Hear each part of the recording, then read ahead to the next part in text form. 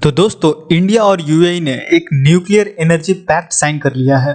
UAE ने China की जगह इंडिया को चूज करके दुनिया को एक बहुत ही इंपॉर्टेंट मैसेज दिया है। यूएई ने हाल ही में बना था एक पूरे अरब वर्ल्ड का पहला न्यूक्लियर पावर प्लांट जिसका नाम था बारका न्यूक्लियर पावर प्लांट, जो कि बिल्कुल कोस्टल एरिया मतलब समुद्र के किनारे बना हुआ है। कोस्टल एरिया में होने की वजह से समुद्र में एक बैरिकेड भी बनाया गया है।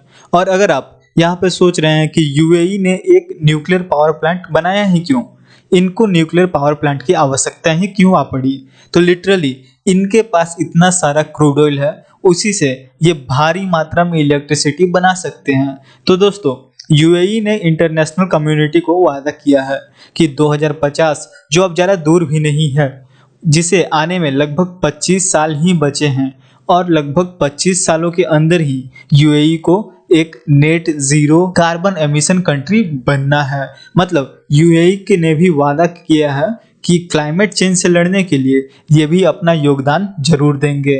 तो ऑब्वियसली इनको भी धीरे धीरे न्यूक्लियर एनर्जी, विंड एनर्जी और भी जो रिन्यूएबल सोर्स ऑफ एनर्जी है वहाँ पर इन्हें फोकस करना पड़ेगा और वहाँ पर इन्हें इन्वेस्ट करना पड़ेगा।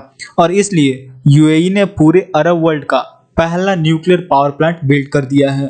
और अब ये न्यूक्लियर पावर प्लांट ऑपरेशनल भी हुआ था रिसेंटली। और जब ये न्यूक्लियर पावर प्लांट ऑपरेशनल हुआ था रिसेंटली, तब कतर ने बहुत ही आपत्ति जताई थी कि देखिए ये जो न्यूक्लियर प्लांट है इससे पूरे गल्फ रीजन की स्टेबिलिटी और एनवायरनमेंट को बहुत ही बड़ा खतरा आ जाएगा। इसका साफ रीजन ये था कि कतर बहुत ही जलस फील कर रहा था, क्योंकि अरब वर्ल्ड का सबसे पहला न्यूक्लियर पावर प्लांट कतर के बजाय यूएई में बनकर तैयार हो गया है।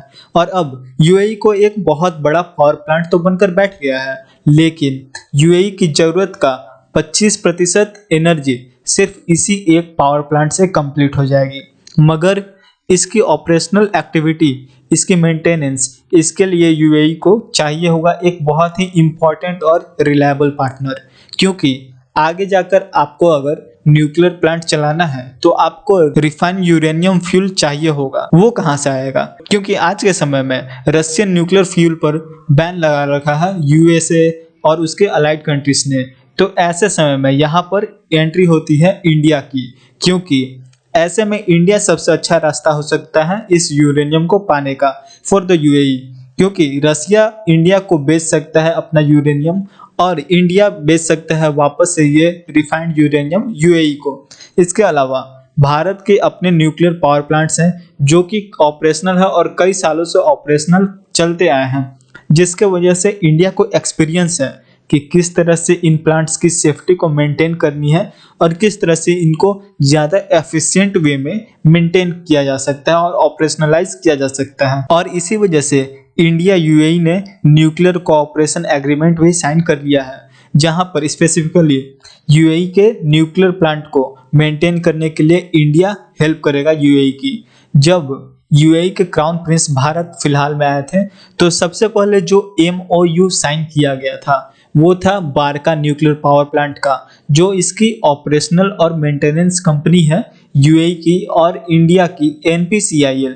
ये दोनों मिलकर काम करेंगे इसके ऑपरेशनल में और इसके मेंटेनेंस में। तो दोस्तों इससे भारत का कद पूरे दुनिया में काफी ज्यादा बढ़ जाता है कि पूरे अरब वर्ल्ड का जो सबसे पहला न्यूक्लियर पावर प्लांट था उसके मेंटेनेंस की जिम्मेदारी नन अदर देन चाइना के बजाय इंडिया को दिया गया। तो दोस्तों कैसा लगा आपको आज का न्यूज़, जरूर बताइए कमेंट बॉक्स में। Thank you very much.